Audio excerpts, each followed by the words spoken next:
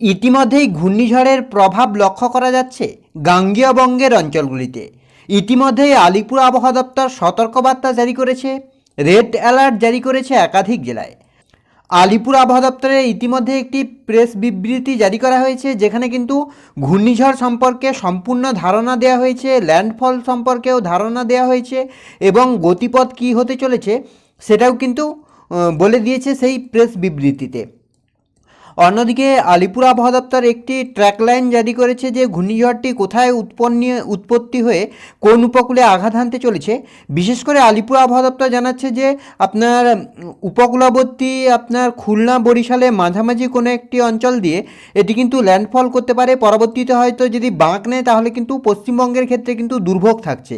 তো এই ঘূর্ণিঝড় নিয়ে আমরা যেটা আপডেট দিচ্ছিলাম সেই আপডেটেই কার্যত সিলমোহর দিল আলিপুর আবহাওয়া দপ্তর। তো সেক্ষেত্রে এই ঘূর্ণিঝড়ের গতিপথ কী হতে চলেছে, কোথায় কতটা আপনার ক্ষয়ক্ষতির সম্ভাবনা থাকছে, আমফানের মতো ভয়ঙ্কর হতে পারে নাকি এই ঘূর্ণিঝড়, আর সবটাই বিস্তারিতভাবে আলোচনা করব এই ভিডিওতে। তাই ভিডিওটি অবশ্যই শেষ পর্যন্ত দেখুন।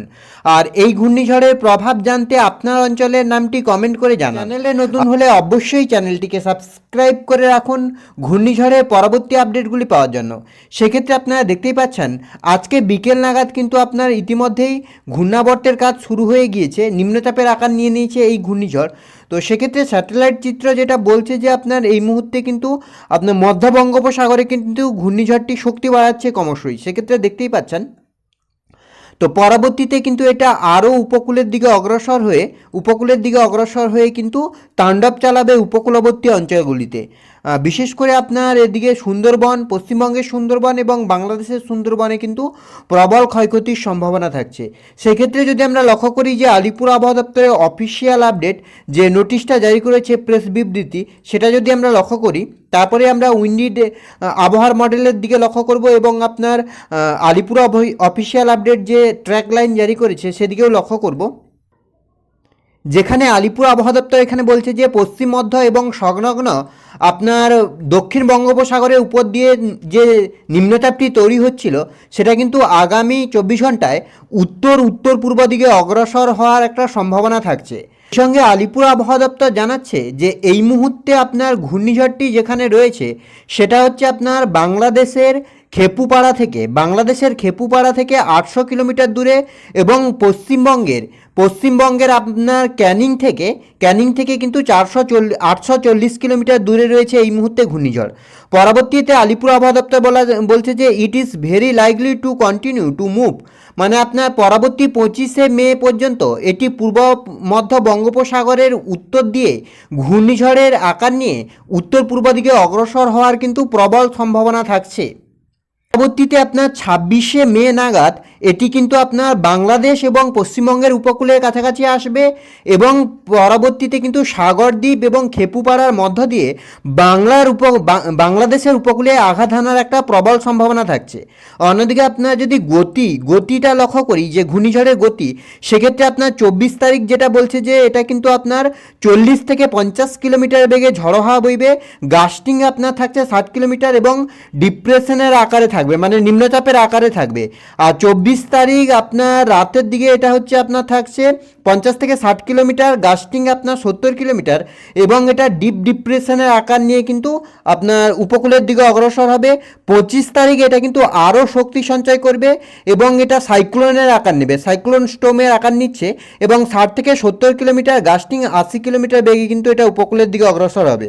25 তারিখ রাতের দিকে এটা আপনার 80 থেকে 90 কিলোমিটার, সর্বোচ্চ 100 কিলোমিটার এবং সাইক্লোনের আকারে থাকবে। পরবর্তীতে আপনার 26 তারিখ এটা 100 থেকে 110 কিলোমিটার এবং এটা সিভিয়ার সাইক্লোন, মানে বুঝতে পারছেন শক্তিশালী ঘূর্ণিঝড়ে পরিণত হচ্ছে, মানে প্রবল ক্ষয়ক্ষতির সম্ভাবনা থাকছে। আমফানের স্মৃতি কিন্তু উস্কে দেওয়ার একটা প্রবল সম্ভাবনা থাকছে। 26 তারিখ বিকেল এবং সন্ধ্যার দিকে কিন্তু এটা অতি শক্তিশালী ঘূর্ণিঝড়ে পরিণত হবে এবং 130 কিলোমিটার বেগে কিন্তু উপকূলের দিকে অগ্রসর হবে। 27 তারিখের ক্ষেত্রেও কিন্তু ভেরি সিভিয়ার সাইক্লোনের আকারে থাকবে এবং 27 তারিখ তারিখ কিন্তু বিকেলের দিকে এটা ক্রমশই শক্তি ক্ষয় করবে এবং উপকূলে আঘাত করার পরেই কিন্তু 27 তারিখ যেহেতু উপকূলে আঘাত করবে, তো সেক্ষেত্রে ভেরি সিভিয়ার সাইক্লোনে আকারে কিন্তু এটা উপকূলে আঘাত আনবে 130 কিলোমিটারের কাছাকাছি। তবে আপনার 70 থেকে 80 কিলোমিটার হয়ে যাচ্ছে। 27 তারিখ বিকেলের দিকে আঘাত করার পরে কিন্তু এটা শক্তি ক্ষয় করবে এবং সাইক্লোনের আকার নেবে। 28 তারিখ কিন্তু এটা আবারও ডিপ্রেশনের আকার মানে নিম্নচাপের আকারে কিন্তু উপকূলের দিকে অগ্রসর হবে। এবার যদি আমরা একটু ট্র্যাক লাইনের দিকে লক্ষ্য করি যে আলিপুর আবহাওয়া দপ্তরের ট্র্যাক লাইন কী বলছে, কোন উপকূলে আঘাত আনতে পারে ঘূর্ণিঝড়টি, সেক্ষেত্রে কিন্তু আপনারা দেখতেই পাচ্ছেন আলিপুর আবহাওয়া দপ্তরের তরফ থেকে কিন্তু অফিসিয়াল ট্র্যাক লাইন জারি করা হচ্ছে। তো যেখানে আলিপুর আবহাওয়া দপ্তর বলছে যে আপনার এই মুহূর্তে কিন্তু আপনার 24 তারিখ নাগাদ কিন্তু এটা আপনার পশ্চিম মধ্য বঙ্গোপসাগরে অবস্থান করছে। ঘন্টায় আপনার থাকছে 25 কিলোমিটার, সর্বোচ্চ আপনার থাকছে 45 কিলোমিটার ডিপ্রেশনের আকারে। আর 24 তারিখ 9 ঘন্টা পরে, এর 9 ঘন্টা পরে কিন্তু আপনার 24 তারিখ দুপুর 12টা নাগাদ এটা কিন্তু আপনার সর্বোচ্চ 65 কিলোমিটার গতিবেগে কিন্তু উপকূলের দিকে অগ্রসর হবে এবং আপনার ডিপ ডিপ্রেশনের আকারে।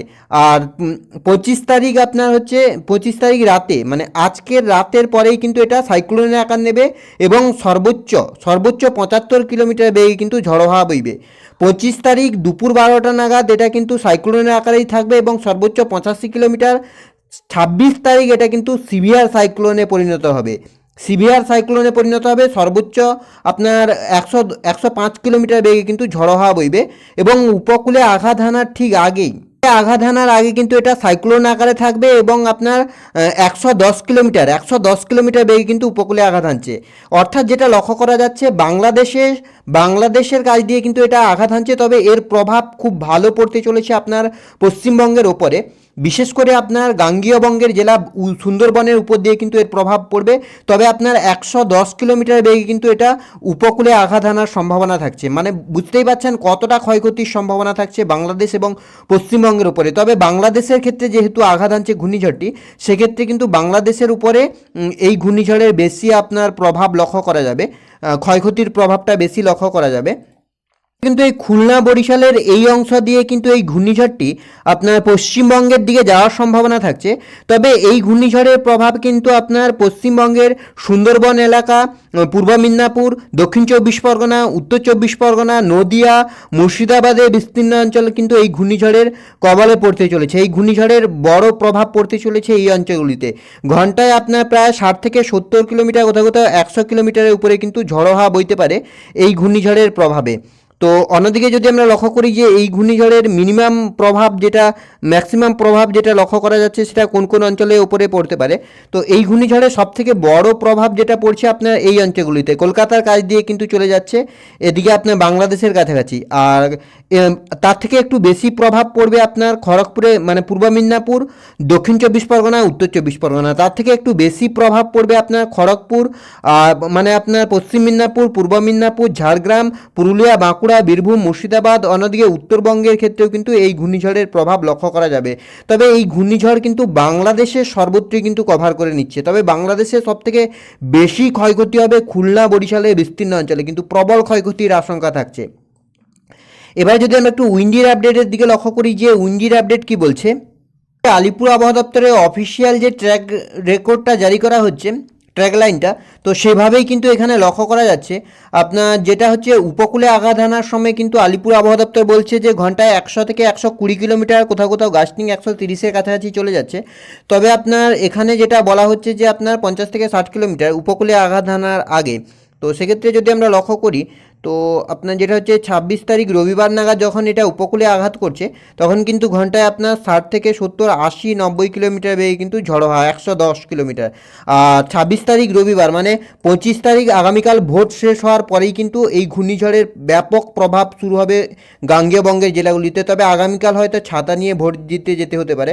তো আগামীকাল সকাল থেকেই 40 থেকে 50 কিলোমিটার বেগে কিন্তু ঝড়ো হাওয়া বইবে দক্ষিণ আপনার পূর্ব মেদিনীপুরের বিস্তীর্ণ অঞ্চল, দক্ষিণ চব্বিশ পরগনা, উত্তর চব্বিশ পরগনা, কলকাতা, হাওড়া, হুগলি, বাংলাদেশের বিস্তীর্ণ অঞ্চল, এগুলোতে কিন্তু এই ঘূর্ণিঝড়ের ব্যাপক প্রভাব লক্ষ্য করা যাবে। 26 তারিখ আপনার রবিবার এই ঘূর্ণিঝড়ের প্রভাবে কিন্তু প্রচুর ক্ষয়ক্ষতির সম্ভাবনা তৈরি হচ্ছে বাংলাদেশ এবং সুন্দরবনের বিস্তীর্ণ অঞ্চলে। সুন্দরবন এলাকাতেও কিন্তু প্রবল ক্ষয়ক্ষতির সম্ভাবনা থাকছে, পশ্চিমবঙ্গের সুন্দরবন আর বাংলাদেশের সুন্দরবনে কিন্তু প্রবল ক্ষয়ক্ষতি হবে। এছাড়া খুলনা, বরিশালের কাছাকাছি খেপুপাড়ার কাছ দিয়ে কিন্তু এটা কিন্তু প্রবেশ করে যাবে একেবারে বাংলাদেশের ভেতরে। তবে পরবর্তীতে এটা যদি আরও আপনার পশ্চিম দিকে কিছুটা বাঁক নেয় তাহলে কিন্তু পশ্চিমবঙ্গের ক্ষেত্রে কিন্তু দুর্ভোগ মানে কপালে দুঃখ অনেকটাই বেড়ে যাবে।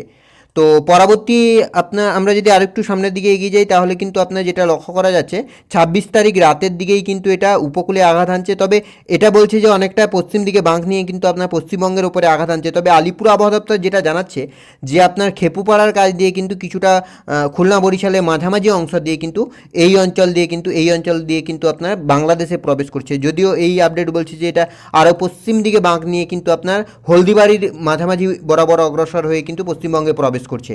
তো পরবর্তীতে আলিপুর আবহাওয়া দপ্তরের যদি আপডেট পরিবর্তন হয় অবশ্যই আমরা আপডেট আপনাদের কাছে পৌঁছে দেওয়ার চেষ্টা করব। তাই অবশ্যই আমাদের চ্যানেলটিকে সাবস্ক্রাইব করে আমাদের সঙ্গে থাকুন।